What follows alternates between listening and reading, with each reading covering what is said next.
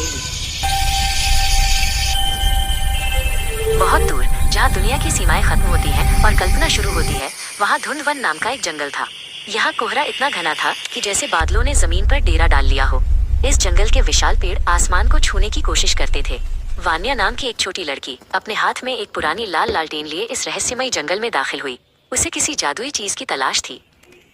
जैसे ही वान्या आगे बढ़ी, उसने देखा कि उसकी अपनी परछाई, जिसका नाम छाया था, उससे अलग होकर आगे आगे चलने लगी। छाया न केवल चल रही थी, बल्कि वो वान्या को रास्ता भी दिखा रही थी। छाया ने एक हाथ से आगे इशारा किया, जहाँ कोहरे के बीच एक विशाल पुरानी हवेली खड़ी थी। वान्या को डर नहीं लगा, बल्कि उसकी आंखों में चमक आ गई। हवेली के पास पहुंचकर वान्या ठिठक गई। यह कोई साधारण हवेली नहीं थी। इसकी खिड़कियां बंद नहीं थी, बल्कि वे ऊपर तैरते बादलों से धीरे धीरे बातें कर रही थी। छाया हवेली के बड़े दरवाजे के पास जाकर खड़ी हो गई और उसने वान्या को अंदर आने का संकेत दिया। हवेली के भीतर कदम रखते ही वान्या चौंक गई। गलियारे स्थिर नहीं थे, वे किसी सांप की तरह धीरे धीरे अपनी दिशा बदल रहे थे। कमरे छोटे से बड़े और बड़े से छोटे हो रहे थे। वान्या ने महसूस किया कि ये घर खुद एक जीवित प्राणी की तरह सांस ले रहा है। एक दीवार पर वान्या को एक बहुत बड़ी पेंटिंग दिखी। उसमें एक राजा बैठा था जिसका नाम आलेख था। अचानक आलेख ने अपनी आंखें झपकाई और पेंटिंग के भीतर से ही वान्या की ओर हाथ हिलाया। आलेख ने धीमी आवाज में कहा, सावधान रहना छोटी बच्ची, यहाँ समय और स्थान अपनी मर्जी के मालिक हैं। वान्या हवेली के पीछे वाले बगीचे में पहुंची।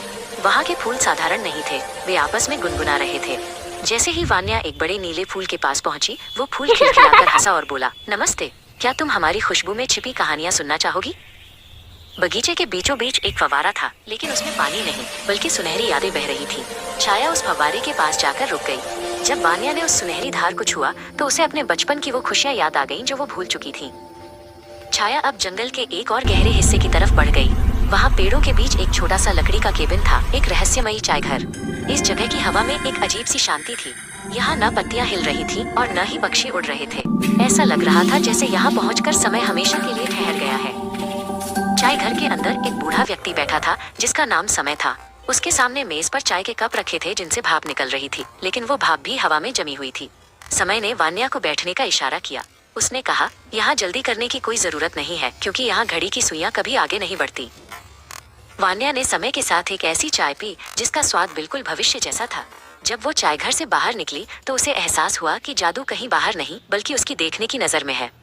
छाया वापस वान्या के पैरों तले समा गई। वान्या अपनी लालटेन लेकर वापस मुड़ी, ये जानते हुए कि इस रहस्यमयी भूमि का दरवाजा उसके लिए हमेशा खुला रहेगा।